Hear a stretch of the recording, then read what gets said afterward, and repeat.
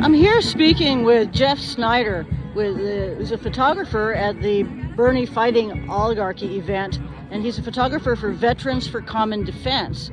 And Jeff has quite a bit of information about Pete Hegseth's recent order for the Department of Defense, and I'd like to give him a chance to speak about that. Can you tell us more about Pete Hegseth's recent order? So one of the things that just came out is, and what I started talking about was the administration's plausible deniability. So what Pete Hegseth ordered was for all the branches of the Department of Defense to start reviewing their policies on shaving profiles. Okay. So what happens is people with certain hair types, most likely black people, but there occasionally happens with non-blacks, but it's really prominent among blacks where they have the really curly hair, and as it comes out of their skin, it causes really painful bumps. So it's common for blacks in the military to have what we would call a shaving profile or a medical limitation that allows them to maintain a beard. It still has to be groomed, but it allows them to maintain it past that point of causing those bumps. What Pete Hegseth is going for is putting a limitation and saying if you have that condition for more than 1 year, then local commanders should consider that soldier or that service member for medical separation.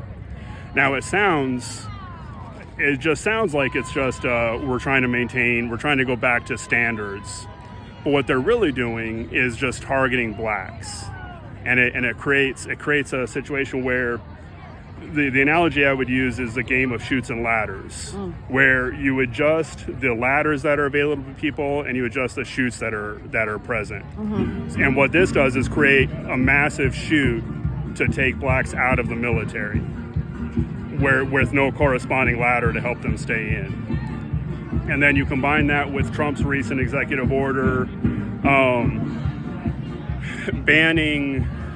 preventing contractors. There's a federal law that prevents contractors from being segregated.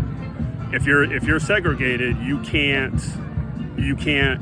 Number one, it's illegal for segregation, period, but there's specific laws prohibiting segregation for anybody engaged in a federal contract. Sure.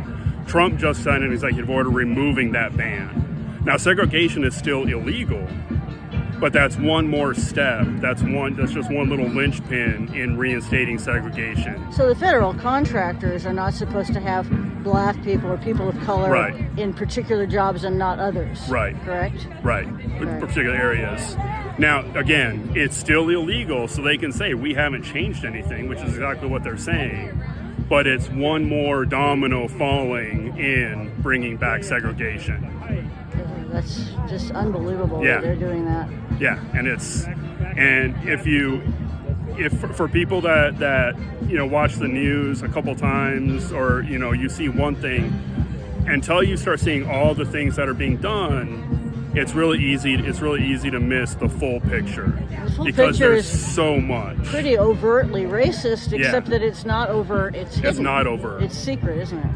It is. In its way. I mean, it's like, I guess people call that gaslighting in a way. It's like, we're not racist. We're just, right. It's changing definitely a form policy. of gaslighting. It's definitely a form of gaslighting. So, so it's just, and then the question is, even who's going to stop it? If the judges can issue orders, but if the Trump administration just ignores those orders, that seems to be happening. As far as I can tell, the Trump administration is mainly ignoring most of the court orders. They're basically saying, okay, that's your ruling, now enforce it. Well, thank you very much for welcome. explaining that. I think that's a really important point that most people haven't cottoned on to yet.